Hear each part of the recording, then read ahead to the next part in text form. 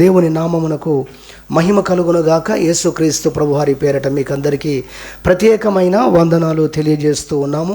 దేవుణ్ణి స్తుతించుదాం. హల్లెలూయా. దేవుని యొక్క సన్నిధిలో ప్రభువుని స్తుతించుట కొరకు దేవుని వాక్యాన్ని విందాం. లూకాసు వార్త 19వ అధ్యాయం. లూకాసు వార్త 19వ అధ్యాయము మనం చూసినట్లయితే జక్కయ్యను గూర్చినటువంటి సందర్భము మనకి ఇక్కడ కనబడుతుంది. జక్కయ్యను ఏ విధంగా ప్రభు దర్శించాడో, ఏ విధంగా ప్రభు రక్షించాడో ఆ విషయాలు ఇక్కడ మనకు కనబడతాయి. అది మనము 9వ వచనం వరకు కూడా ఆ విషయాలు చూస్తాం. 1వ వచనం నుండి 9వ వచనం వరకు. ఇప్పుడు 10వ వచనంలో వాక్య భాగాన్నిలో ఆ వాక్య భాగంలో ఒక ప్రత్యేకమైన మాట చెప్పబడుతుంది. అది మనం చదువుకుందాం. లూకాసు వార్త 19వ అధ్యాయము 10వ వచనం. నశించిన దానిని వెదకి రక్షించుటకు మనుష్య కుమారుడు వచ్చెనని అతనితో చెప్పెను. దేవుని పరిశుద్ధ గ్రంథంలో అద్భుతమైన మాట మనం చదువుకున్నాం. ప్రభు మాట్లాడుతూ అంటున్నాడు, నశించిన దానిని వెదికి రక్షించుటకే నేను ఈ లోకములోకి వచ్చాను. మనుష్య కుమారుడినైనా నేను ఈ లోకములోకి ఎందుకు వచ్చానంటే నశించిపోతున్నటువంటి దానిని రక్షించటానికి వచ్చాను అని చెప్పాడు. కాబట్టి ఈరోజు మన యొక్క టైటిల్ ఈ వాక్య భాగంలో ఉండే వినబోతున్నాం. నశించిన దానిని వెదకి రక్షించుటకు వచ్చిన రక్షకుడు. హల్లెలూయా. నశించిన దానిని వెదకి రక్షించుటకు మనిషిగా వచ్చిన దేవుడు లేదా మనిషిగా వచ్చినటువంటి రక్షకుడైన దేవుడు అని దీన్ని మనం అర్థం చేసుకోవచ్చు. ఇక్కడ మనం చూసినట్లయితే జక్కయ్య అనేటువంటి ఒక వ్యక్తి మనకు కనబడతాడు. జక్కయ్య ఇతడు సుంకపు గుత్తాదారుడుగా ఉన్నట్లుగా మనం చూస్తాం. సుంకమును వసూలు చేయించేటువంటి ఆ పనిలో వారందరి మీద ఒక నాయకుడిగా లేదా ఒక అధిపతిగా ఒక ఆఫీసరుగా ఉండి అనేక మందిని చేత మరి సుంకమును వసూలు చేసేటువంటి వ్యక్తిగా ఉన్నట్టుగా మనము గమనించగలము. అయితే ఇతని యొక్క వ్యాపారములో, ఇతని యొక్క పనిలో ఇతడు ఆర్థికమైనటువంటి లావాదేవీల విషయంలో ఎంతో అవినీతి పరుడుగా జీవించినట్టుగా దేవుని వాక్యములో మనం చూస్తాం. చాలా అవినీతికి పాల్పడ్డట్టుగా, చాలా అన్యాయముగా సుంకము తీసుకున్నట్టుగా దేవుని వాక్యములు ఈ 1 నుండి 9 వచనాలు మనం చదివినట్టయితే ఆ విషయాలు మనం అర్థం చేసుకోగలం. అయితే అందుకే కావచ్చు ప్రజలందరూ కూడా అతన్ని గూర్చి ఏదైనా మాట వచ్చినప్పుడు కానీ, సందర్భం వచ్చినప్పుడు కానీ వారు పలికే మాట ఏంటంటే అతడు సరి అయినటువంటి వ్యక్తి కాదు అని, అతడు అన్యాయముగా మరి డబ్బులు వసూలు చేసేవాడని, అతడు ఒక పాపి అనేటువంటి మాటను ప్రజలందరి నోరులో ఉన్నట్టుగా ఈ వాక్య భాగాలు చదివితే మనకు అర్థమవుతుంది. ఎందుకంటే యేసు ప్రభు ఆ వ్యక్తిని కోరుకొని ఆ వ్యక్తి ఇంటికి వెళ్ళినప్పుడు అక్కడ ఉన్నటువంటి వారందరూ కూడా చాలా సనుగుకొన్నారు అనే విషయాన్ని దేవుని యొక్క వాక్యములో మనం చూస్తాం. 19వ అధ్యాయము 7వ వచనం మీరు చూసినట్టు అక్కడ రాయబడి ఉంది. అందరూ అది చూచి యేసుక్రీస్తు ఆ యొక్క జక్కయ్య ఇంటికి వెళ్ళటం చూచి ఈయన పాపి అయిన మనుషుని యొద్ద బస చేయవలెనని చాలా సనుగుకొనిరి. ఎవరి యొద్దకి వెళ్ళాడు యేసు ప్రభు? మనం గొప్పవాడని, సరే దేవుని కుమారుడైతే కావచ్చు అని మనం ఏదో ఆయనను చూద్దాము, గొప్ప మరి ఏదైనా కొంచెం ఆయన మాటలు విందామని ఏదో గొప్పగా ఆయన ఊహించుకుంటే లేదా వస్తే ఈయన చేసే పని ఏంటంటే ఒక పాపి అయిన జక్కయ్య ఇంటికి వెళ్ళడానికి ఈయన ఇష్టపడుతున్నాడు లేదా వెళుతున్నాడని యేసు ప్రభువు మీద చాలామంది సనుగుకున్నారు అనే విషయము ఇక్కడ 7వ వచనంలో మనకు అర్థమవుతుంది. ఆ పరిస్థితులన్నిటి మధ్యలో బహుశా అక్కడ అలా వారి యొక్క ముఖముల యొక్క ఎక్స్ప్రెషన్ కదా, ఇతరులు పడని వారు ఏ విధముగా ముఖములో కనపరిచి ఉంటారో బహుశా అవన్నీ యేసు ప్రభు చూసుంటాడు, జక్కయ్య కూడా చూసుంటాడు. ఆ వాతావరణములో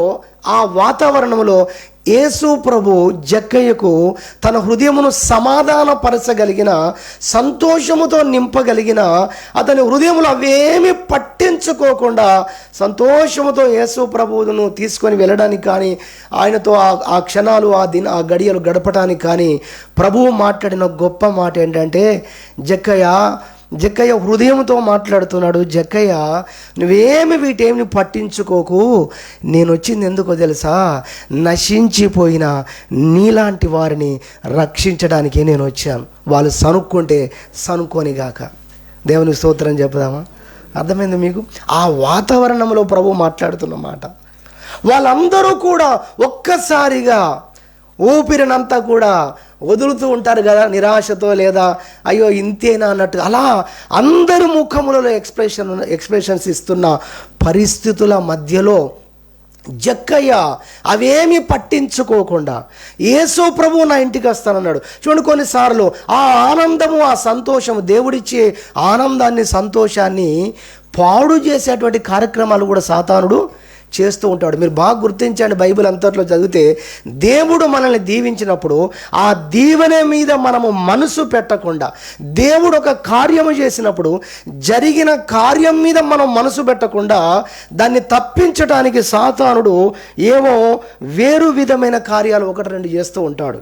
దురదృష్టకరమైన సంగతి, బాధాకరమైన విషయం ఏంటంటే, దేవుని పిల్లలు అనబడుతున్న మనలో చాలామంది ఈ దేవుడు చేసిన కార్యం మీద మనసు ఉండదు, కానీ ఊరికే ఏదో టెంపరీగా 5 నిమిషాల కొరకు ఏదో జరిగిన ఒక చిన్న బాధ, చిన్న విషయాన్ని బట్టి పెద్ద సంతోషాన్ని కోల్పోతూ ఉంటాం.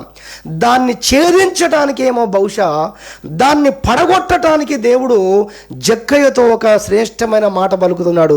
జక్కయ్య, ఇదిగో నశించిన నీలాంటి వారి యొద్దకి నేను వచ్చాను, కానీ మారు మనసు అక్కరలేని 99 అంటాడు. హల్లెలూయా.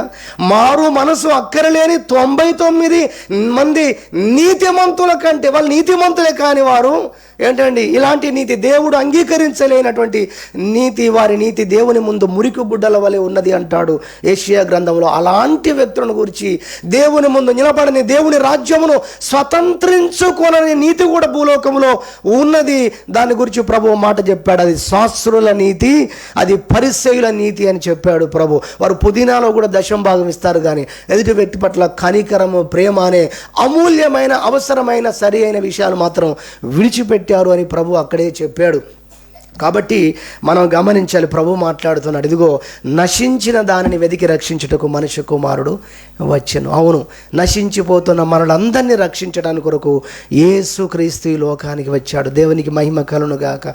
మనం కూడా చెప్పాలి, అవును ప్రభువా, నశించిపోతున్న మానవ జాతిని రక్షించడానికి, ఇదిగో నన్ను రక్షించడానికి, మమ్మల్ని రక్షించడానికి ఈ లోకానికి నువ్వు వచ్చినందుకై మీకు స్తోత్రము. ఒక జక్కయ్య మాత్రమే రక్షించబడలేదు, భూమి మీదకి వచ్చి, ఆయన భూమి మీదకి వచ్చి సువార్తను ప్రారంభించాడు. ప్రభువు బోధించుట చేత ప్రారంభమైన సువార్త అంటాడు బైబిల్లో. పరలోక రాజ్యము సమీపించి ఉన్నది గనక మారు మనసు పొందండి అని సువార్త ప్రకటింప మొదలు పెట్టాడు ఆయన. ఆ సువార్త ఆయన శిష్యులకు చేరింది. ఆ శిష్యుల ద్వారా ప్రపంచమంతా ఈరోజు విస్తరించింది. ఒక సరికొత్త ఆ సువార్తను, సరికొత్త మాటలను ఈ ప్రపంచంలో ఏ బోధకుడు చెప్పలేని, బోధించలేని సంగతులన్నీ కూడా యేసు ప్రభు బోధించుట ద్వారా మాత్రమే విడుదలయ్యాయి. హల్లెలూయా. ఆయన స్థాపించుట ద్వారా మాత్రమే అనేకమైన సంగతులు వెలుగులోకి వచ్చాయి అన్న విషయాన్ని దేవుని వాక్యం చదివితే మనకు అర్థమవుతుంది. కాబట్టి నశించినటువంటి మనల్ని వెదకి రక్షించటానికి యేసుక్రీస్తు వచ్చాడు అన్న సంగతిని మనం గ్రహించాలని ప్రభు పేరిట గుర్తు చేస్తున్నాం. దేవుని వాక్యంలో మనం చూసినట్లయితే పాపాత్మురాలు అనబడిన ఒక స్త్రీని గురించి బైబిల్లో మనకు కనబడుతుంది.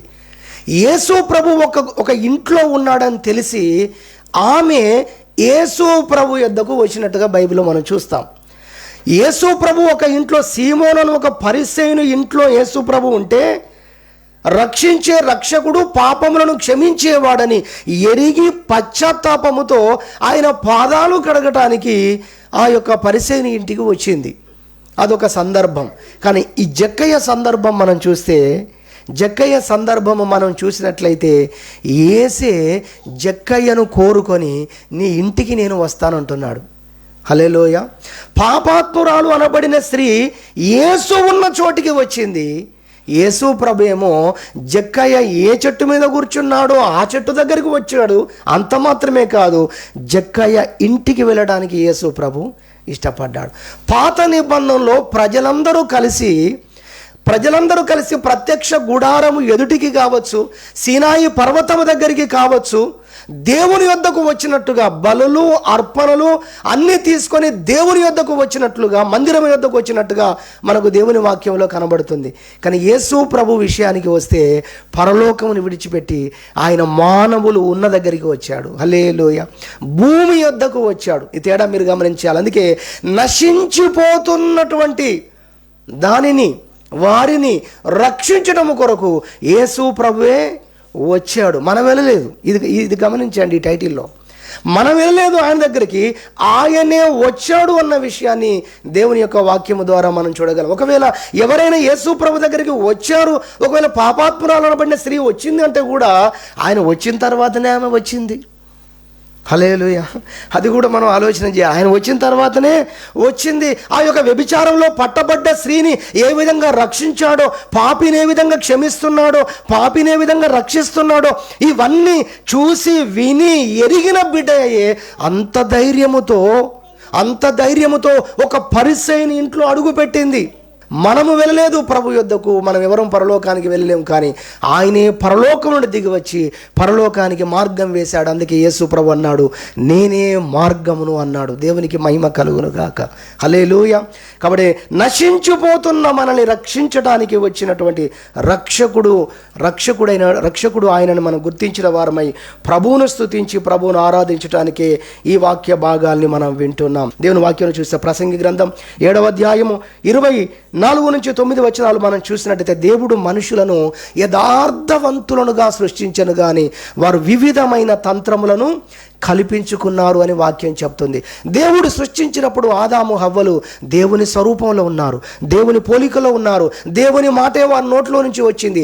దేవుని వలె ఆ పోలిక, ఆ స్వభావము అన్నీ కూడా వారంతా కూడా దేవుని పోలి జీవించిన వారుగానే ఉన్నారు. కానీ ఎప్పుడైతే అవిధేయత చూపారో, పాపం వారిలో ప్రవేశించిందో వారు చెడిపోయారు. చెప్పాలంటే నాశనమైపోయారు, నశించిపోయారు అనే విషయము దేవుని వాక్యములో మనము చూడగలం. యెషయా గ్రంథం 53వ అధ్యాయము 6వ వచనంలో అంటాడు, మనందరము కూడా గొర్రెల వలె మనము తప్పిపోతిమి అనేటువంటి మాట కూడా చెప్పినట్లుగా దేవుని యొక్క పరిశుద్ధ గ్రంథములో మనం చూడగలం. అదేవిధంగా ఎఫెసీ పత్రిక 2వ అధ్యాయం మీరు చూసినట్లయితే మొదటి 3 వచనాలు లేదా 5 వచనాలు మీరు చదివితే మొదటి వచనం నుండి మనము పాపముల చేతను అపరాధముల చేతను చచ్చిన వారమై ఉండగా, అంటే చనిపోయాం, మనం నశించిపోయాం మనము.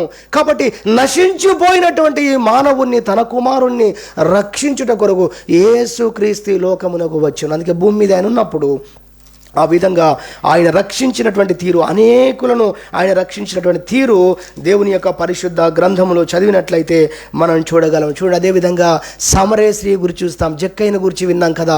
సమరయ స్త్రీని జ్ఞాపకం చేసుకోండి. ఆ సమరయ స్త్రీని రక్షించడం కొరకు యేసు ప్రభువు నిజంగా ఏం చేశాడు అనేది మనం చూసినట్టయితే దేవుని యొక్క వాక్యములో గమనిస్తే ఆయన అలసిపోయి ఉన్న వాడి వలె, యోహాను సువార్త 4వ అధ్యాయం 2 మాటలు, 2 అంటే 2 మాటలు మనం బాగా గుర్తుపెట్టుకోవాలి. అక్కడ 2 మాటలు చూపిస్తాం చూడండి. 4వ అధ్యాయము 6వ వచనం గుర్తుపెట్టుకోవాలి. అక్కడ యాకోబు బావి ఉండెను. యోహాను సువార్త 4వ అధ్యాయం 6వ వచనం. అక్కడ యాకోబు బావి ఉండెను గనుక యేసు ప్రయాణము వలన అలిసి ఉన్న రీతినే ఆ బావి యొద్ద కూర్చుండెను. అలిసిపోయి కాదు, అలసిపోయి కూర్చుంటే ఎలా కూర్చుంటారో అలా కూర్చున్నాడు యేసు ప్రభు. ఈ తేడా గమనించాలి మనం. ఆయన అలసిపోయి కాదండి, అలసి ఉన్న రీతిని ఆడ కూర్చున్నాడు అనే విషయాన్ని చూస్తాం. తర్వాత ఆ సమరయ స్త్రీ ఒక ఆమె నీళ్లు చేదుకోవడానికి అక్కడికి వచ్చినట్టుగా చూస్తాం. ఆ టైంలో యేసు ప్రభు, అమ్మా నాకు దాహమునకిమ్ము, నాకు దాహం అవుతుంది, నీళ్ళు ఇవ్వమ్మని అడగటాన్ని మనం చూస్తాం. ఆమె అంటుంది, మీరు యూదులు, మేము సమరయులము, మాకు మీకు సాంగత్యం ఉండదు, మాట ముచ్చటం ఉండదు, ఏది కూడా మనము ఇచ్చిపుచ్చుకోవడాలు ఉండవు కదా, మరి నీవేమో నన్ను అడుగుతున్నావేంటి అని ఆమె ప్రశ్నిస్తుంది. దానికి ఇదే జవాబు, నశించిపోతున్న దానిని రక్షించుటకు మనుష్య కుమారుడు ఈ లోకములోకి వచ్చెను. హల్లెలూయా. చూడండి, మిట్ట మధ్యాహ్నం వేళ ఎవరు వెళ్తారు బావి దగ్గరికి? ఉదయకాలమే వెళ్తారు. వంట చేసుకోవాలన్నా, ఏదైనా ఇంట్లో నీరు అవసరం ఉన్నా ఎప్పుడు వెళ్తారు చెప్పండి? నీటి కోసం పొద్దున్నే వెళ్తారు. పంపులు ఎప్పుడు వదలాలని కోరుకుంటారు? అందరూ పొద్దున్నే వదలాలని కోరుకుంటారు. దినమంతా అయిపోయి అన్నీ అయిపోయిన తర్వాత రాత్రి పంపు రావాలని ఎవరు కోరుకోరు. కానీ ఈమెను చూస్తే అప్పుడు పంపులు లేవు, బావులే ఉన్నాయి కాబట్టి పొద్దున రావాలి, కానీ మధ్యాహ్నం వచ్చి మిట్ట మధ్యాహ్నం వేళ ఆమె బావి దగ్గరకు వచ్చింది. ఆమె అంటుంది, ఇదిగో మీరు యూదులు, మేమేమో సమరయులము, మీరు మాతో సాంగత్యం చేయనేలా, మాట్లాడనేలా అనేటువంటి పరిస్థితుల్లో యేసు ప్రభు ఆ హృదయంలో ఉన్న మాట ఏంటో తెలుసా, అమ్మ నీలాంటి వారిని రక్షించడం కొరకే నేను ఈ లోకంలోకి వచ్చాను. సరే, నీళ్ళు చేదుకోవడానికి వచ్చింది. యేసు ప్రభు ఏమో ఆమెను దాహమునకు అడిగాడు. మనం దేవుని వాక్యం చూస్తే ఆ సంభాషణ అంతా చూస్తే, మనం ఆ సంభాషణ అంతా చూసినట్లయితే ప్రభు ఈ మాట చెబుతున్నప్పుడు, లేదా ఆమె సాంగత్యం చేయరు కదా అని ఆమె చెప్తున్నప్పుడు ప్రభు అంటాడు, నీవు దేవుని వరమును నాకు దాహమునకిమ్మని నిన్ను అడుగుచున్న వారు ఎవరో అది ఎరిగి ఉంటే అసలు నువ్వే ఆయన అడుగుతావు అన్నాడు. ఇవన్నీ చెప్పడానికి కదా ఆయన నాకు దాహమునకు అవుతుందని అడిగాడు. దాహమునకు అవుతుంది, నాకు దాహమునకిమ్ము, నాకు దప్పికొని ఉన్నారనే వారు నీళ్ళు ఇవ్వమని చెప్పాలి, లేకపోతే ఇంకేదైనా సర్దుబాటు అదైనా చెప్తే అదేం పర్వాలేదులే అమ్మ, ఇప్పుడు నాకు దాహం అవుతుంది, ముందైతే నీళ్ళు, ఇది చెప్పాలి. కానీ అంటున్నాడు, నిన్ను దాహమునకు అడుగుతున్న వారెవరో నీకు తెలిస్తే నువ్వే ఆయనను రిటర్న్ అడుగుతావు నువ్వు అని ప్రభువు చెప్పడాన్ని మనం ఇక్కడ వాక్యంలో చూస్తాం. ఆయన ఆ మాట అంటాడు, ఆయన నీకు ఈ నీళ్లు కాదు, ఆయన నీకు జీవజలములనిచ్చును. దేవునికి మహిమ కలుగునుగాక. హల్లెలూయా. అది నీకు ఎలా దొరుకుతుందయ్యా అని అడిగినట్టుగా చూస్తాం. అప్పుడు అడుగుతూ ఇంకో మాట అంది, తానును తన కుమారులను పశువులను ఈ బావి నీళ్లు త్రాగి మాకిచ్చిన మన తండ్రి అయిన యాకోబు కంటే నీవు గొప్పవాడవా అని ఆయన అడిగాను. అందుకు యేసు, ఈ నీళ్లు త్రాగు ప్రతివాడును మరలా దప్పికొను, నేనిచ్చు నీళ్లు త్రాగు వాడెప్పుడును దప్పికొనడు, నేను వానికిచ్చు నీళ్లు నిత్య జీవమునకై వానిలో ఊరెడు నీటి బుగ్గగా ఉండునని ఆమెతో చెప్పాను. ఆ స్త్రీ ఆయన చూచి, అయ్యా నేను దప్పికొనకున్నట్లు చేదుకొంటకింత దూరం రాకుండానట్లు ఆ నీళ్లు నాకు దయచేయుమని అడగగా, ఆమె యాకోబు టాపిక్ తీసి ఏమేమో చెప్తూ ఉంటే, పాత హిస్టరీ అన్ని చెప్తా ఉంటే, ఇంకా ఆయన మాట్లాడే మాటలు చూసి ఇంకా ఆమెకు టాపిక్ లేక ఈయన దగ్గర ఏదో ఉన్నట్టే ఉందని అర్థమై అప్పుడు అడుగుతుంది, అయ్యా ఆ నీళ్లు నాకు ఇవ్వమని అడిగిందండి. ఓకే, అంతవరకు 16వ వచనం చూడండి. ఇప్పుడు నేను నీకు ఇస్తాను కానీ అన్నట్టుగా ప్రభు చెప్పే మాట, యేసు నీవు వెళ్ళి నీ యొక్క పెనిమిటిని పిలుచుకొని రా అని అడిగాడండి. నీ భర్తను తీసుకొని రా అడిగాడు. ఇప్పుడు ఈ సందర్భం అంతా మీరు చూడండి ఒక్కసారి. ప్రభువు అక్కడ కూర్చున్నది ఎందుకు, ప్రభు అడిగింది ఏంటి అసలు కదా? ఆయన కూర్చున్నది దేనికి, ఆయన అడిగింది ఏంటి? ఆయన కూర్చున్నది ఒకవేళ ఎవరైనా వస్తే, బకెట్ లేదు కాబట్టి నీళ్ళ కోసం ఎవరైనా వస్తే వాళ్ళు అడిగి నీళ్లు తాగుతాను అన్నట్టుగా ఉన్నాడు ఈ వ్యక్తి అని ఇంకెవరైనా పోతూ ఉంటే చూసి అనుకున్నారేమో, సమరస్త్రీ గాక దూరంకి వెళ్ళి చూసిన వారు అనుకున్నారేమో, బైబిల్లో కూడా అలసి ఉన్న రీతిని ఆయన కూర్చున్నాడని కూడా ఉంది. వచ్చిన తర్వాత ఆమె నీళ్ళు అడిగాడు, ఆమె చేదుతే ఇస్తే నీళ్ళు తాగాలి, వెళ్ళిపోవాలి. ఇది కానీ ఇప్పుడు టాపిక్ని అలా ముందుకు తీసుకొని వెళ్ళి ఆయన లాస్ట్లో చెప్పే మాట ఏంటంటే, అమ్మ నీ భర్తను తీసుకొని రాని అడిగాడు. గమనించండి, అవన్నీ ఎరిగి ఆమె జీవితం అంతా ఎరిగి ప్రభు ఆమెతో మాట్లాడుతున్న మాటలుగా మనం ఈ విషయాలు చదివితే మనకు అర్థమవుతుంది. 17వ వచనం ఆయన గురించి అర్థమైన తర్వాత ఆమె ఏమి దాచుకోలేదు. నిజంగా గొప్ప విషయం ఇది, ఆమెలో ఉన్న మంచి విషయం ఇది. ఆమె ఉన్న పాటను చెప్తుంది, గుర్తించింది. ఇక ఆయన ఎవరో గుర్తిస్తుంది కొద్దిగా. నాకు పెనిమిటి లేడనగా యేసు ఆమెతో, నాకు పెనిమిటి లేడని నువ్వు చెప్పిన మాట సరియే, సత్యమే అనగా ఆమె సత్యము పలికింది, సత్యం ఒప్పుకుంది, వాస్తవాన్ని చెప్పింది అనేది ఇక్కడ మనం చూస్తాం. ఏది ఏమైనా ఆ మాట చెప్పి ప్రభు ఆమె యొక్క పర్సనల్ లైఫ్ను గురించి వివరాలన్నీ ప్రభు మరి చెప్పినప్పుడు ఆమె వెంటనే, అయ్యా నీవు ఒక ప్రవక్తవని నేను గుర్తిస్తున్నాను, నువ్వు ప్రవక్తవు కావచ్చు అన్నట్లుగా ఆమె అంతవరకు గొప్ప వ్యక్తిగా అనుకున్నటువంటి ఆమె ఇంకా గొప్ప వ్యక్తిగా, అయ్యా నీవు ప్రవక్తవని గ్రహించుచున్నాను అని 19వ వాక్యంలో మనం చూస్తాం. 20వ వచనం నుండి ఆయన ఇంకా గొప్ప సంగతులు చెప్పగా, మెస్సియా వచ్చినప్పుడు, క్రీస్తు వచ్చినప్పుడు ఈ ప్రపంచములో ఏ బోధకుడు, ఏ దైవజనుడు బోధించని వినని విషయాలను మేము వింటామని మా గొప్ప పెద్దలు చెప్పగా మేము వింటిని, అలాంటి విషయాలు ఇప్పుడు నేను ఈరోజు నీ దగ్గర వింటున్నాను అన్నప్పుడు నీతో మాట్లాడుతున్న వ్యక్తి ఆయనే అన్నప్పుడు చెప్పాడు యేసు ప్రభు. దేవునికి మహిమ కలుగునుగాక. హల్లెలూయా. అర్థమవుతుందా? గమనించాడు ఎందుకు యేసు ప్రభు అక్కడ కూర్చున్నాడు, ఎందుకు ఈ టాపిక్ అంతా చేశాడు, ఎందుకు ఈ విధానంలో మాటల ధోరణి ఆ విధంగా ముందుకు కొనసాగాడంటే, ఆమెను రక్షించడం కొరకు, ఆమె పాపమును గురించి ఆమెను ఒప్పించి ఆమెను రక్షించడం కొరకే యేసు ప్రభు ఆ రోజు అక్కడ ఉన్నాడు అన్న విషయాన్ని దేవుని యొక్క వాక్యంలో చూస్తాం. రెండు మాటలు గుర్తుపెట్టుకోవాలని చెప్పాం కదా. 4వ అధ్యాయము 4వ వచనం చూడండి. ఆయన సమరయ మార్గమున, చదువుతారా అందరూ? ఆయన సమరయ మార్గమున, తర్వాత ఏముంది? వెళ్ళవలసి వచ్చెను. ఎన్నో అప్లికేషన్స్ ఉన్నాయి ఆయన దగ్గర, ఎంతో మంది పిలుపులు ఆహ్వానాలు ఉండవచ్చు, కానీ పోవలసి వచ్చెను. కారణం ఏంటో తెలుసా? అదిగో నశించిపోతున్నటువంటి ఆ బిడ్డను రక్షించడం కొరకు యేసుక్రీస్తు ఆ యాకోబు బావి దగ్గరికి వచ్చెను. ఆయన పరలోకం నుండి భూమి మీదకి వచ్చిన పని ఆయన జీవితంలో చూస్తే ఆ పని మనకు కనబడుతుంది. అదేంటంటే నశించిపోతున్నటువంటి వారిని ఆయన రక్షించడం అనేది మనకు కనబడుతుంది. శిలువ మీద ఎక్కాడు, శిలువ మీద ఉన్నాడు. ఇప్పుడు శిలువ మీద ఇద్దరు దొంగలు, కుడి ప్రక్కన ఒకరు, ఎడమ ప్రక్కన ఒకరు సిలువ వేయబడినట్టుగా చూస్తాం. ఇద్దరూ నిందించారు. ఆ తర్వాత ఆయన యొక్క మాటలను చూసి, ఆయన యొక్క ప్రవర్తనను చూసి ఒక వ్యక్తి రియలైజ్ అయ్యి, యేసు నీవు నీ రాజ్యముతో వచ్చినప్పుడు నన్ను జ్ఞాపకం చేసుకుంటావు అని అడిగినప్పుడు యేసు ప్రభు అన్నాడు, నేడు నువ్వు నాతో కూడా పరదేశులో ఉందువు అని చెప్పినట్టుగా చూస్తాం. అక్కడ సిలువ మీద కూడా ఒక వ్యక్తిని రక్షించినట్టుగా దేవుని యొక్క పరిశుద్ధ గ్రంథంలో మనం చూడగలం. అదేవిధంగా యేసు ప్రభు మరొక చోటికి వస్తున్నాడు. ఒకసారి చూద్దాం త్వరగా. మార్కు సువార్త 5వ అధ్యాయము మనం చూసినట్లయితే, మార్కు సువార్త 5వ అధ్యాయం చూస్తే 5వ అధ్యాయము 1వ వచనం, వారా సముద్రమునకు అద్దరనున్న గెరాసేనుల దేశమునకు వచ్చిరి. ఆయన దోణి దిగగానే అపవిత్రాత్మ పట్టిన వాడొకడు సమాధుల్లో నుండి వచ్చి ఆయనకు ఎదురుపడెను. వాడు సమాధులలో వాసము చేసేడు వాడు, సంకెళ్లతోనైనా ఎవడు వారిని బంధించలేకపోయాను. పలుమార్లు వాని కాళ్ళకును చేతులకును సంకెళ్ళు వేసి బంధించినను వాడు ఆ చేతి సంకెళ్ళు తెంపి కాలి సంకెళ్లను తుత్తునియలుగా చేసెను గనక ఎవడునూ వానిని సాధుపరచలేకపోయాను. వాడు ఎల్లప్పుడూ రాత్రింబగళ్ళు సమాధులలోను కొండలలోను కేకలు వేయుచు తన్ను తాను రాళ్లతో గాయపరుచుకొనుచు ఉండెను. వాడు దూరము నుండి యేసును చూచి పరిగెత్తుకొని వచ్చి ఆయనకు నమస్కారము చేసి, యేసు సర్వోన్నతుని దేవుని కుమారుడా, నాతో నీకేమి, నన్ను బాధపరచుకోమని దేవుని పేరట నీకు ఆనబెట్టుచున్నానని బిగ్గరగా కేకలు వేసాను. హల్లెలూయా. ఒక వ్యక్తిని మనం ఇక్కడ చూస్తున్నాము. సముద్రపు అద్దరున ఉన్నటువంటి ఒక పట్టణం, గ్రామం, దాని పేరు గెరాసేను దేశం. ఆ దేశంలో, ఆ పట్టణంలో, ఆ ప్రాంతంలో దయ్యముల చేత పీడింపబడుతున్న ఒక వ్యక్తి ఉన్నాడు. అతని గురించి అతని తల్లిదండ్రులు ఎన్నో ప్రయత్నాలు చేశారు, బంధువులు ఎన్నో ప్రయత్నాలు చేశారు. తరువాత ఆ సమాజంలో ఉన్నవారు కూడా పనిగట్టుకొని ఇతన్ని అరికట్టడానికి, ఇతన్ని బాగు చేయడానికి ప్రయత్నాలు చేశారు. ఎందుకంటే అతన్ని బట్టి ఆ ఊరికే సమాధానం లేదు. బయటికి రావాలంటే భయపడేవారు.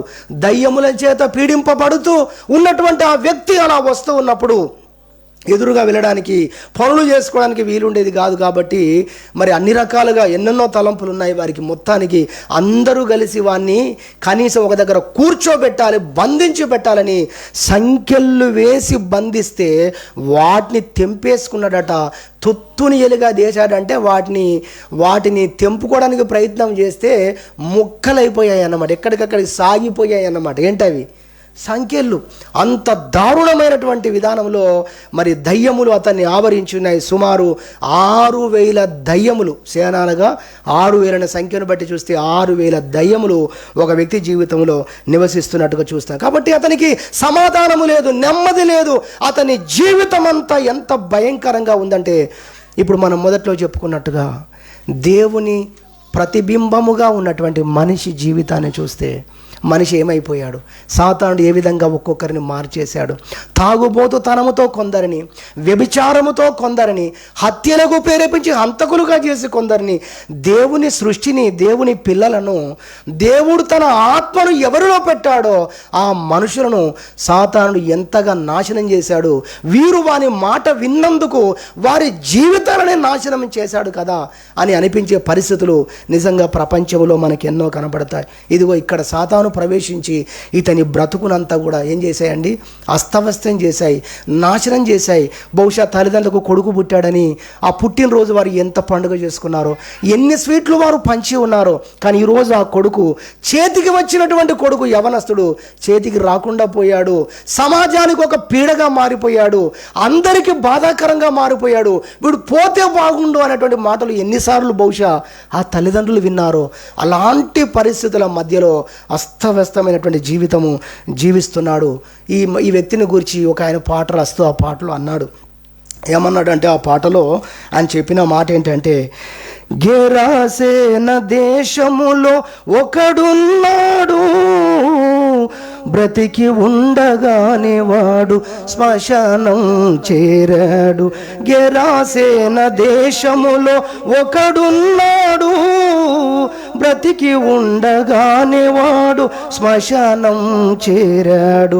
శిథిలమైపోయిన వాని బ్రతుకును పదిలముగా యేసు చేసి నిలువబెట్టెను.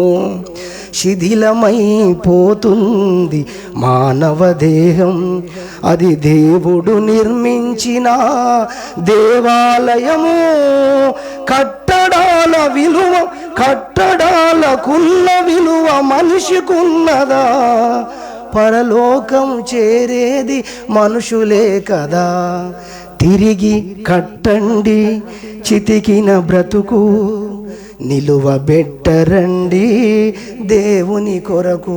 హల్లెలూయా.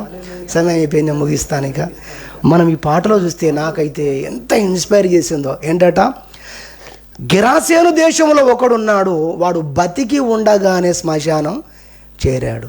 అర్థమైందిగా పాయింట్, లాజిక్ పాయింట్.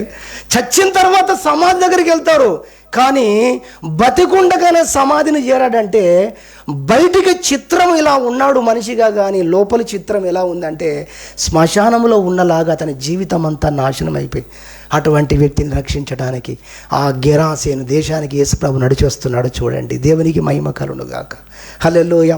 ఇలా ప్రపంచంలో ఎన్నో బ్రతుకులు, ఎన్నో జీవితాలను, ఎంతోమంది బ్రతుకులను, జీవితాలను మార్చడానికి యేసుక్రీస్తు లోకంలోకి వచ్చాడు. అందుకే లూకా 19:9 చెప్తుంది, నశించిన దాన్ని వెతికి రక్షించుటకు మనుష్య కుమారుడు ఈ లోకంలోకి వచ్చాడు. 2 మాటలు చెప్పి నేను ముగిస్తాను. ఒకటి, మానవ జాతి అంతా కూడా, మరి ఇందాక మనం చదువుకున్నట్టుగా యెషయా గ్రంథం 53వ అధ్యాయంలో అందరూ కూడా దారి తప్పిపోయారు అనేటువంటి విషయాన్ని మనం జ్ఞాపకం చేసుకున్నాం. గొర్రెల వలె అందరూ కూడా దారి తప్పిపోయినటువంటి పరిస్థితిని గురించి దేవుని పరిశుద్ధ గ్రంథం యెషయా గ్రంథం 53వ అధ్యాయం 6వ వచనం చెప్తుంది. గొర్రెల వలె మనందరము త్రోవ తప్పితిమి. మనుషులందరినీ రక్షించడం అనే దేవుని చిత్తం. అయితే 2 విషయాలండి, 2 గ్రూపులను రక్షించడానికి యేసుప్రభు వచ్చాడు. 2 గ్రూపులు, 2 మాటలు చెప్పి ముగిచ్చేస్తాను. ఒకటి, అదేంటో తెలుసా? దేవుని పిల్లలుగా ఉన్నటువంటి వారు కూడా. ఏంటండి, దేవుని పిల్లలుగా. లోకమంతా నశించిపోయింది కదా, ఇందులో లోకమంతా నశించిపోతున్న పరిస్థితుల్లో ఒక్కొక్కరిని దేవుడు ఎన్నుకొని కొద్దిపాటి నీతి, కొద్దిపాటి విశ్వాసంతో ఉన్నవారిని పట్టుకొని వారిని రక్షించి, వారితో మాట్లాడి, వారిని నిలబెట్టి, వారి కుటుంబాన్ని, వారి ద్వారా మరికొంతమందిని అలా ఒక సమూహముగా చేయాలని దేవుడు ఇష్టపడి తన పిల్లలు అని ఒక బ్రాండు లేదా ఒక ముద్ర వేసి వీరు నా పిల్లలు అని పెడితే ఆ పిల్లలు కూడా తప్పిపోయిన పరిస్థితి. దేవుని వాక్యంలో చూస్తే మార్కు సువార్త 7వ అధ్యాయము 7వ వచనంలో చూస్తే మీకు ఆ మాటలు, ఆ యొక్క వాక్యాలను దేవుని పరిశుద్ధ గ్రంథంలో మీరు చూడగలరు. అక్కడ ఏమంటాడంటే, అక్కడ చెప్పినటువంటి మాట ఏంటంటే 7వ అధ్యాయము మార్కు సువార్త 7వ అధ్యాయము మనం చూసినట్లయితే 27వ వచనం, 7:27 మార్కు సువార్త. నేను చదువుతున్నాను, వినండి త్వరగా. ఆయన ఆమెను చూసి, పిల్లలు మొదట తృప్తి పొందవలెను, పిల్లల రొట్టె తీసుకొని కుక్క పిల్లలకు వేయుట యుక్తము కాదనెను. దేవుని పరిశుద్ధ గ్రంథంలో మనం చూస్తున్నాం, పిల్లలు మొదట తృప్తి పొందవలను అన్నటువంటి మాట చెప్పాడు. తన పిల్లలు, దేవుని పిల్లలు అని ఎవరైతే ముద్రించబడ్డారో, ప్రపంచంలో పిలువబడుతున్నారో, అదిగో వారే నశించిపోయిన పరిస్థితి కనబడుతుందండి. యేసు ప్రభువు రావటంలో ఆయన నశించిన దానిని వెతికి రక్షించడానికి వచ్చాడు కదా. 2 గ్రూపులను రక్షించడానికి వచ్చాడు. ఒకటి, తన పిల్లలుగా ఉండి కూడా నశించిపోయిన వారిని రక్షించడానికి యేసు ప్రభు ఈ లోకములోకి వచ్చాడు అన్న విషయము మనము ఈ వాక్యములో 7:27 మార్కు సువార్తలో చూస్తున్నాం. అదేవిధంగా మత్తయి సువార్త 15వ అధ్యాయము 24వ వచనం కూడా నేను చదువుతున్నాను చూడండి. ఆయన ఇశ్రాయేలు ఇంటి వారై నశించిన గొర్రెలు అంటాడండి. ఇక్కడ ఎవరట వారు? ఆయన ఇంటివారై, ఇశ్రాయేలు ఇంటివారై నశించిన గొర్రెల యొద్దకు, మరి గొర్రెల యొద్దకే గాని మరి ఎవరి యొద్దకును నేను పంపబడలేదు అనెను. మొదట అది మార్కు 7:27 చెప్పింది. నేను ఆ వాక్యాన్ని బట్టి నేను ఈ సందర్భం వచ్చినప్పుడల్లా మనస్ఫూర్తిగా దేవునికి కృతజ్ఞతలు చెప్తాను. హల్లెలూయా! ఎంత గొప్ప దేవుడవయ్యా, మార్కు గారి ద్వారా ఎంత అద్భుతమైన వివరాత్మకంగా రాయించావు ప్రభా. ఏమని? నేను ఇశ్రాయేలు ప్రజలకే కొరకే వచ్చాననేది కాదు, మొదట ఇశ్రాయేలు ప్రజలు, మొదట ఇశ్రాయేలును రక్షించడము నా పని, తర్వాత మిగతా వారి విషయం. అది వాక్యం చెప్తున్న సత్యం. దేవునికి మహిమ కలుగును గాక. హల్లెలూయా! అర్థమవుతుంది. కాబట్టి మొదటి పాయింట్ ఏంటండి? దేవుని పిల్లలుగా ఉండి నశించిపోతున్న వారిని రక్షించడానికి యేసుక్రీస్తు ఈ లోకంలోకి వచ్చాడు. ఉదాహరణలు చెప్పండి అంటే ఊరికే గుర్తు చేస్తాను. ఒకటి, నికోదేము అంటే ఆయన మందిరంలో అందరికీ వాక్యం బోధించేవాడు, కానీ తిరిగి జన్మించడం అంటే ఏంటో ఆయనకు తెలుసా? తెలియదు. అదిగో ఆయన రక్షించడానికి వచ్చాడు, ఆయనకు ఆ బోధ చేయడానికి వచ్చాడు, అలాంటి వారందరికీ తెలియజేయడానికి వచ్చాడు.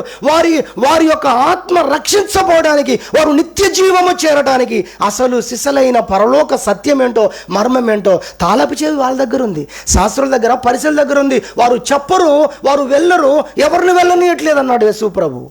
వారికి అసలు ఆ సూత్రాలే తెలియదు, అసలు వాక్యమే తెలియదు. ఒకరు శిష్యులు వచ్చి అన్నారు, ప్రభువా మీ నామాన దయ్యాలు మాకు లోబడుచున్నాయ్యా అంటే యేసు ప్రభు అన్నాడు, వారి సంతోషం ఎందుకు డిస్టర్బ్ చేయాలని, లేదా వారిని ఎందుకు డిసప్పాయింట్ చేయాలని ఒక మాట అన్నాడు. నిజమే, సాతాను మెరుపు వలె ఆకాశం నుంచి పడుట నేను కూడా చూశాను, మీరు చెప్పింది వాస్తవమే, దయ్యాలు వెళ్ళిపోతున్నాయి, మీరంతా కార్యాలు చేస్తూ ఉన్నారు, సంతోషం. కానీ ఒకటి గుర్తుపెట్టుకోండి, దయ్యములను వెళ్ళగొట్టుచున్నామని సంతోషపడక పరలోక రాజ్యమందు మీ పేర్లు రాయబడి ఉన్నాయని సంతోషించండి అన్నాడు. హల్లెలూయా! ఆ గడియలో యేసు ప్రభు ఆత్మలో ఆనందించి, తండ్రి జ్ఞానులకు, వివేకులకు ఇలాంటి విషయాలు మరుగుపరిచి, ఇదిగో పసిబిడ్డలు, ఈ పసి బాలురకు ఇంత గొప్ప మర్మాలు నా ద్వారా చెప్పిస్తున్నావయ్యా అని తండ్రిని స్తుతించాడండి యేసు ప్రభు. ఏంటా మర్మం? దయ్యములను వెళ్ళగొట్టుచున్న దానికంటే పరలోక రాజ్యంలో పేరు రాయబడటం గొప్ప. ఎవరు చెప్పలేదు ఈ సబ్జెక్ట్స్, యేసు ప్రభు చెప్పాడు. హల్లెలూయా! తిరిగి జన్మించడం అంటే ఏంటో ఎవరు చెప్పలేదు సబ్జెక్ట్ ఇది. యేసు ప్రభు ఒక బోధకునికి బోధిస్తూ ఉన్నాడు, తిరిగి జన్మించడం అంటే ఇది అని. కాబట్టి ఇశ్రాయేలు వారై నశించినటువంటి వారుగా ఉన్న ప్రజలను రక్షించడం కొరకు యేసుక్రీస్తు లోకంలోకి వచ్చాడు అన్న విషయాన్ని దేవుని వాక్యము చూసినట్టుగా మనకు తెలుస్తుంది. లూకాసు వార్త 13వ అధ్యాయం 11 నుండి 16 వరకు మీరు చూస్తే 18 సంవత్సరాల నుంచి నడుము వంగిపోయిన ఒక స్త్రీ ఉంటుంది. కారణం ఏంటో తెలుసా? సాతాను శక్తి ద్వారా నడుము పడిపోయింది. మన ఇవన్నీ కూడా దేవుని వాక్యంలో మహాజ్ఞానం, దేవుని యొక్క వాక్యం. నిజంగా సాతాను శరీర సంబంధముగా కలిగే, వయసును బట్టి కలిగే కొన్ని కీళ్ళ నొప్పులు, కొన్ని రోగాలు, కొన్ని వ్యాధులు, కొన్ని అరుగుదలలు వచ్చేది ఉంది. సాతానును బట్టి వచ్చే రోగాలు కూడా ఉంటాయి, పాపమును బట్టి వచ్చే రోగాలు కూడా ఉన్నాయి. పక్షవాత రోగితో అందుకే కుమారుడా నీ పాపములు క్షమించబడి ఉన్నవి అన్నాడు. తర్వాత స్వస్థత వచ్చింది. దేవునికి స్తోత్రం చెబుదాం. హల్లెలూయా! ఇక్కడ మనము చూసినట్టయితే 18 సంవత్సరాల నుంచి నడుము వంగిపోయిన పడిపోయిన స్త్రీగా ఉంది. ఎందుకు ఆ పరిస్థితి అంటే అది సాతాను ద్వారా జరిగిన కార్యం అన్నాడు యేసు ప్రభు. మీరు చదివి చూడండి కావాలంటే. ఆమెను ప్రభు అక్కడ స్వస్థపరిచినట్టుగా చూస్తాం. కాబట్టి ఆమె కూడా ఏమంటాడు తెలుసా? అబ్రహాము యొక్క కుమార్తె అన్నాడు. అంటే అర్థం ఏంటి? ఇశ్రాయేలు ప్రజలు, దేవుని ప్రజలు, దేవుని ఇంటి వారు. కానీ ఏ పరిస్థితుల్లో ఉన్నారు? సాతాను చేత కొట్టబడుతూ, నలగగొట్టబడుతూ, బాధింపబడుతూ, జీవితంలో అసలు కనీసం నిలబడడానికి కూడా ఆమెకు వీలు లేని పరిస్థితిలో యాతన పడుతూ జీవితాన్ని జీవిస్తుంది. అట్టి బిడ్డను విడిపించడానికి యేసుక్రీస్తు ఈ లోకంలోకి వచ్చాడు. అలాంటి వారిని అందరిని విడిపించడానికి మొదటి యోహాను పత్రికలు అంటాడు, అపవాది క్రియలను లయపరుచుటకే మనుష్య కుమారుడు ఈ లోకంలో ప్రత్యక్షమాయను అని మొదటి యోహాను పత్రికలో రాయబడింది. కాబట్టి ఇదంతా కూడా ఒక గ్రూపు. ఏంటది? దేవుని పిల్లలు అనబడిన వారే నశించిపోయిన పరిస్థితి, వారిని రక్షించడానికి వచ్చాడు. రెండవ భాగం ఏంటంటే అన్యజనులను రక్షించడానికి వచ్చాడు. ఇదిగో మనల్ని హల్లెలూయా, ఎంత గొప్ప సంతోషం. మన సబ్జెక్ట్ అండి ఇది. మనల్ని రక్షించడానికి కొరకు వచ్చాడు, నశించిన ఇశ్రాయేలును రక్షించడానికి వచ్చాడు. తర్వాత ఆయన అంటాడు, ఈ గొర్రెలే కాదు వేరే గొర్రెలు కూడా నాకు ఉన్నాయి అంటాడు. హల్లెలూయా, అన్ని గొర్రెలు ఆయనయే. ఆయన కాపరత్వంలో ఉన్న గొర్రెలు ఉన్నాయి, ఆయన కాపరత్వం అవతల ఉన్న గొర్రెలు ఉన్నాయి. ఇదిగో సమరయ స్త్రీలాగా, ఇదిగో జక్కయ్యలాగా ఉన్నటువంటి లక్షల కొలది కోట్ల కొలది ప్రజలుగా ఉన్నారు అన్యజనులు. వారందరిని రక్షించడానికి యేసుక్రీస్తు ఈ లోకంలోకి వచ్చాడు అని దేవుని యొక్క వాక్యంలో మనం చూడగలుగుతున్నాం. కాబట్టి మనల్ని రక్షించడం కొరకు, అన్యజనులను రక్షించడానికి యేసుక్రీస్తు ఈ లోకంలోకి వచ్చాడు. అదే మనము అనేకమైన వాక్యాలు దీని కొరకు నా ముందు ఉన్నాయి, కానీ మీరు అర్థం చేసుకోండి. అన్యజనులందరినీ రక్షించడం కొరకు ప్రభువు చేసే గొప్ప కార్యం. ఒక్కటే వాక్యం చూపిస్తాను చూడండి, ఒకే ఒక్క వాక్యం చూపిస్తాను. మత్తయి సువార్త 4వ అధ్యాయం. మత్తయి సువార్త 4వ అధ్యాయం చాలా తక్కువగా చూస్తూ ఉంటాం ఇలాంటి వాక్యాలు. మనం 16వ వచనము, చాలా పెద్ద వాక్యం, లాస్ట్లో ఉంది చూడండి. లాస్ట్లో 1 2 3 4 5వ లైన్ పైకి చూడండి. 16వ వచనంలో 5వ లైన్ పైకి మీరు చూస్తే, మరణ ప్రదేశములోను మరణ ఛాయలలోను కూర్చుండున్న వారికి వెలుగు ఉదయించెను. హల్లెలూయా. అన్యజనులైన వారందరూ ఆ వెలుగును చూశారు. కొర్నేలు ఇంటిలో చూస్తాం, మారు మనసు పొంది పాపక్షమాపణ నిమిత్తం బాప్తిసం పొందిన తర్వాత అప్పుడు మీరు పరిశుద్ధాత్మను వరము పొందుదురు అని బైబిల్లో మనం చూస్తాం. కానీ అన్యుడైన కొర్నేలు ఇంట్లో ఏం జరిగిందో తెలుసా? పేతురు వచ్చి వాక్యము బోధించుచుండగా, వాక్యం వింటూ ఉండగానే ఎవరు బాప్తిసం పొందలేదు అక్కడ, కానీ పరిశుద్ధాత్మ అందరి మీదికి దిగి వచ్చినట్టుగా బైబిల్లో చూస్తాం. దేవునికి మహిమ. హల్లెలూయా. అన్యజనులకు ఎంతగా కృపనిచ్చాడో వారు ఇంటర్నల్గా హృదయంలో వాక్యాన్ని బట్టి మారు మనసు పొందారు, పశ్చాత్తాపడ్డారు. బాప్తిసానికి అన్ని విధాలుగా వారు సిద్ధపడిన వారుగా ఇంటర్నల్గా మారిపోయారు. వాక్యం వింటుండగానే ఆ కార్యం జరిగిపోయిందండి. ప్రతి అన్యజనుని రక్షించడం దేవుని చిత్తమైంది. ఒకటే మాట చెబుతున్నాను, అదేంటంటే కడవరి పరిచర్యను దేవుడు స్థాపించడంలో కూడా ప్రపంచవ్యాప్తముగా ఉన్న ఈ 2 గ్రూపుల వారందరూ రక్షించబడడానికి. హల్లెలూయా. ఇది వరకు ఎవరైతే క్రైస్తవులము అని పేరు పెట్టుకొని దేవుని పిల్లలుగా జీవించలేకుండా ఉన్నారో వారందరికీ జ్ఞానోదయం కలుగజేసి, బుద్ధిని జ్ఞానమును కలుగజేసి సరి అయిన వ్యక్తులుగా వారిని చేయటం కొరకే రేపటి కడవరి పరిచర్య ప్రారంభంగా పోతుంది. ముందు ఆయన సంఘాలను మండిస్తాడు. గుర్తుపెట్టుకోండి, ఇంటితో స్టార్ట్ అవుతుంది. ముందు మన దగ్గర స్టార్ట్ అవుతుంది. హల్లెలూయా. ఆ రోజు 120 మంది మధ్యలో స్టార్ట్ అయింది. హల్లెలూయా.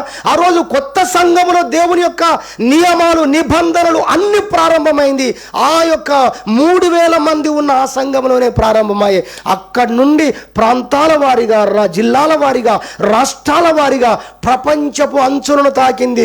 బూదిగంతముల వరకు సువార్త మోసుకెళ్ళగలిగారు. హల్లెలూయా. కాబట్టి ఇంటితో ప్రారంభమవుతుంది.